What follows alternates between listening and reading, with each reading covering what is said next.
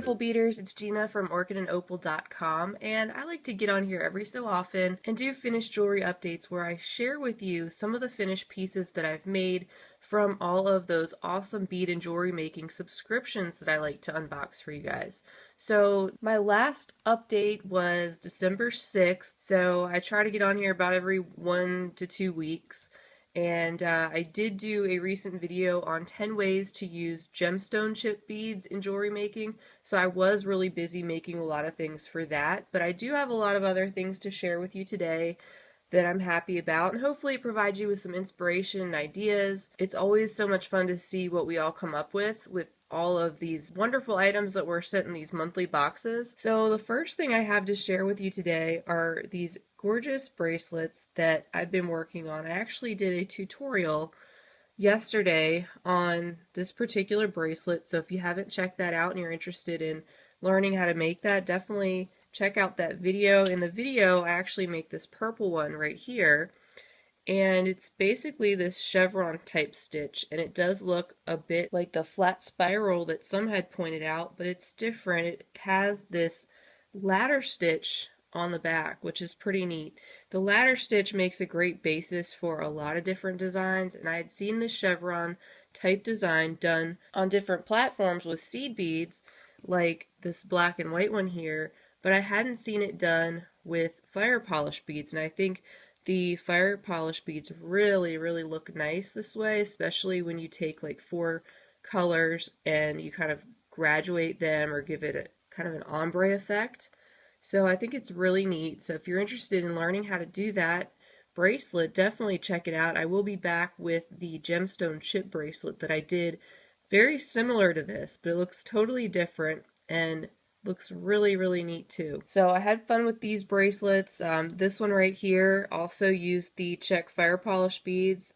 I do get asked sometimes, what do you do with all of the fire polish beads that come in the dollar bead box? Well, here's just another example. I not only use them in bead weaving, I use them in stitching, but because they're so uniform, and especially the smaller ones, it's very easy to use them in bead weaving projects like this. And I love the way this one turned out too. I have 8/0 seed beads on the back in ladder stitch, and then I did these beautiful shades of red and orange and kind of a marigold or mustard yellow, and that turned out really good too. This one also used fire polish, but I did 8/0 seed beads on the back instead of 6/0s like the turquoise and purple bracelet. And in this one I didn't use the little 15/0 seed beads in between the 3mm fire polish, but I still like how it came out. So another fun project, if you're interested in learning how to make a new type of bracelet, definitely check that out. A quick little project I completed were these earrings from the bead crate that just came in from December, and I opened up the box and was very pleased to see that it was full of so many gorgeous shades of purple and lavender. It was just beautiful. So I opened up these 2 purple stones from that box, and I thought immediately instant earrings. And I love how this purple pairs so well with this beautiful turquoise color. It's just so pretty how both colors are so vibrant, and this is just a really simple design, but I just love the color combination. Next, I have 2 more variations on the classy collar necklace design that I've also shared with you on my channel. I actually made these a little while ago, but they didn't make it on my last finished jewelry update. So actually, I have 2 here to show you. One of them sold, and I had just sent it to a customer in Canada yesterday, so I'm so excited. That was my first international order, and I hope she loves it. It was a green and gold variety.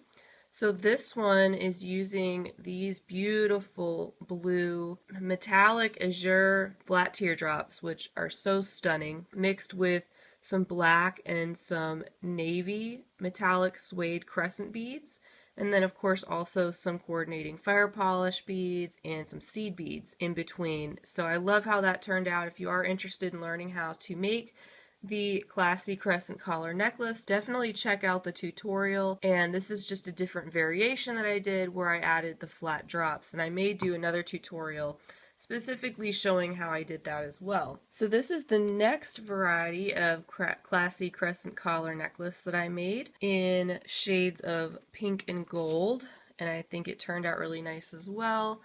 You may remember I had gotten some of these flat teardrops on a Black Friday haul. They came from Queen City Bead on Etsy, who is excellent. And I decided to pair it with some fire polish beads in kind of coordinating shades of pink, and then I used some of these nice soft or muted gold seed beads along with these metallic crescents in a flex gold color. So love how that turned out as well. Decided to put it on an antique brass chain to kind of keep that toned down look and not go with a really bright yellow gold this time, and I think it just kind of gives it a more vintage or antique look that I really like. So I had more fun playing with the purple beads from Bead Crate, of course. They sent so many stunning beads this month. So I made this lovely set from a lot of the beads that came from Bead Crate. These gorgeous check glass diamond table cut beads. They are just so beautiful. I love them so much. And by the way, I just want to mention that most of these items that I'm showing you today are available on my website at orchidandopal.com. If there's anything you are interested in purchasing, I do always have free US shipping, and everything is 15% off right now. If there's anything you see that's not listed, it should be listed soon, or you can just feel free to reach out to me on any one of my social media platforms and I will get back to you. So these drops were in the December box. Of course, I just said these diamonds were. These gorgeous lavender or alexandrite type color beads came in a previous bead crate that I've been holding on to. These rondelles right here actually came from the December Adornable Elements box, but they coordinated so well, it was easy to incorporate those in here. And then these are some really cool table cut beads that the Dollar Bead Box had been selling, and I'm not sure if they're still available on their website, but they're a type of bead that I ordered just on a regular order from their site. Then I just finished it off with some 15-0 Toho galvanized silver or aluminum colored seed beads instead of doing chain, and I just think it came out so nice.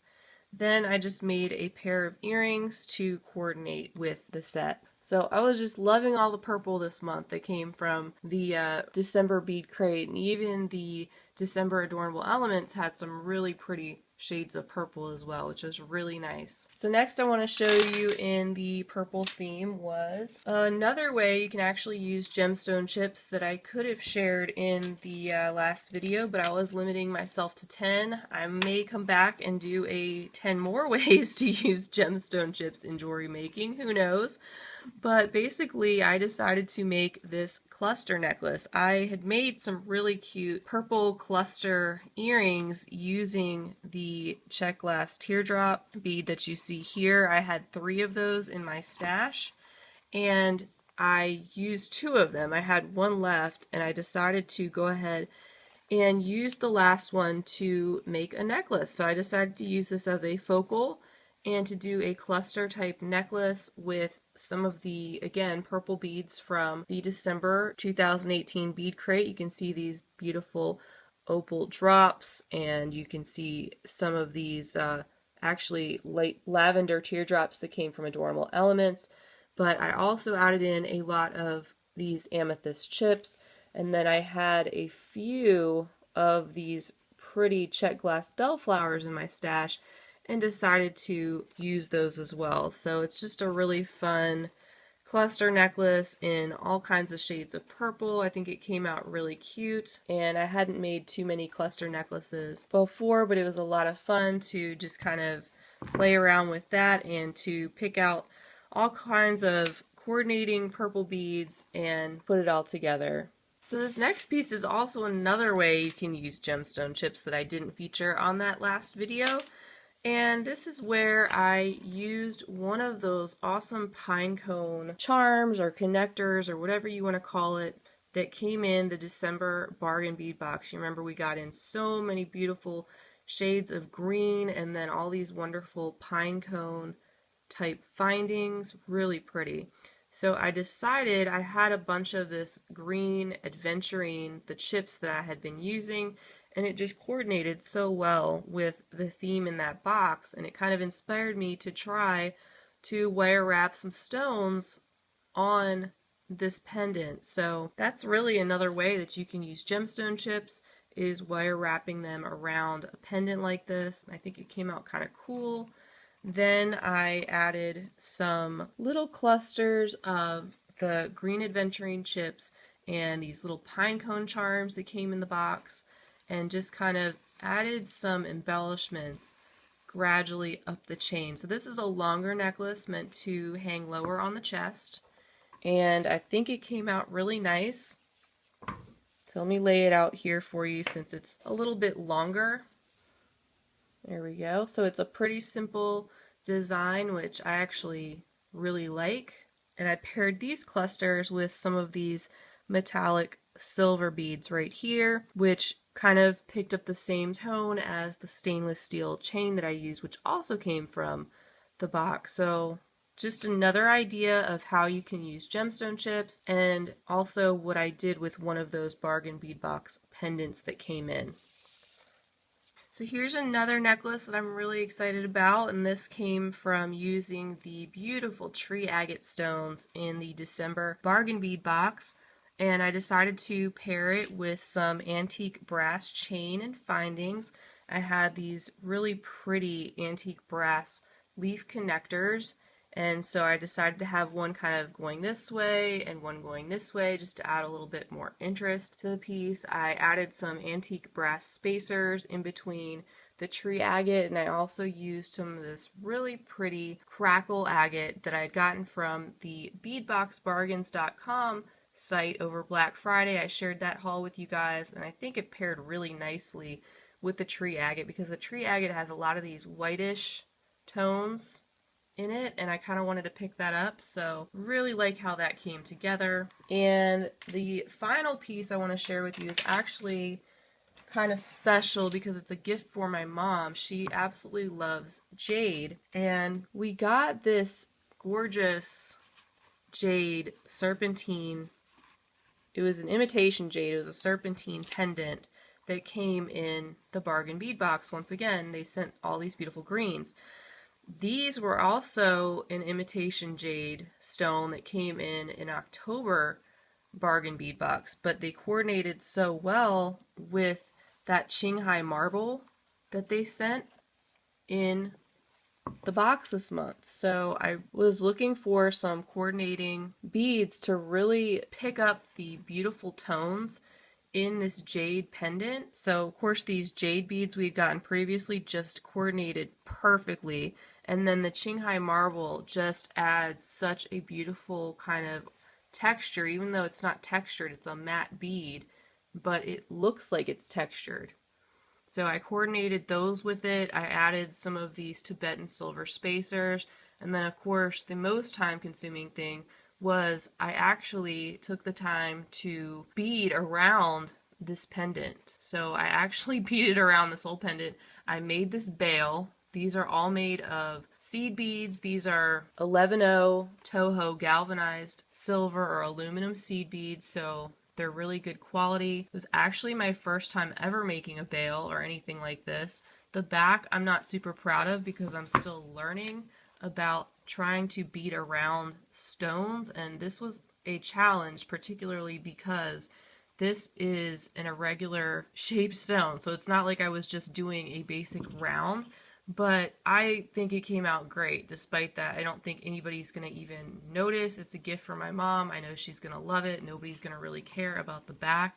Back isn't that bad. It's just, you know, not something I'd show off. But the piece is really, really tight. Everything came together so well, and I just love the way it looks. I love the way the front looks. So this is probably the piece that I'm most proud of, this finished jewelry update, and I can't wait to give it to her because she loves jade, like I said, and this is right up her alley, so I think she's gonna love it. And for this one, I just beaded all the way around with all those beautiful stones, and I'm just so happy with how it came out. So that's definitely my favorite one of this video just because of the time-consuming nature of wrapping the stone and how good I think it came out. So, especially for somebody who's not used to wrapping stones or beading around stones. So as usual, I want to thank you guys so much for being with me for another finished jewelry update. I hope it provided some inspiration for you guys on some of the beautiful beads that have been coming in these bead subscription boxes. Of course, I'll have much more to come. I have lots more tutorials in the work and more project shares in the works. As always, as I'm creating things, I love to share with you guys what I'm up to. Please feel free to check out all these pieces on orchidandopal.com, and just remember that most of these things are up, but some things this will not be because it is a gift, and there's just a couple things I haven't had a chance to list yet, but they will be coming. Really appreciate all of your support, all of you for being with me. Thank you so much from the bottom of my heart to all of you who have subscribed to my channel. You guys continue to blow me away with all of your positive comments, your helpful comments. And I'm so glad you see this as a fun place to learn more about beading and share in the fun and inspiration of all the wonderful treasures that are coming in through these boxes and all the different things you can do with them. It is so much fun. So this is probably going to be my last finished jewelry update for 2018, which is hard to believe, but like I said, stay tuned for lots more. I have lots more tutorials that I want to do, so many more things I want to share. Of course, we'll always have more unboxings and more bead and jewelry making hauls, which are always fun to watch. Please feel free to leave me a comment below. Let me know what your favorite item was here. Let me know what you maybe made with some of the items from the boxes. Or just stop by to say hi, because I do respond to each and every one of you. I love to hear from you, and your overwhelming support and engagement over the past year has just been incredible. So thank you all so much for keeping me inspired and keeping me going. I wouldn't be doing these videos without you for sure. I hope you're staying warm out there and have a wonderful weekend, and happy beading. If you enjoyed this video, I'd love you to give it a thumbs up. Don't forget to subscribe and hit the bell if you'd like to see more of my videos, and check out the video description section to follow along on all of my social media handles, visit my Etsy shop, and check out my new website and blog at orchidandopal.com. Thanks for watching!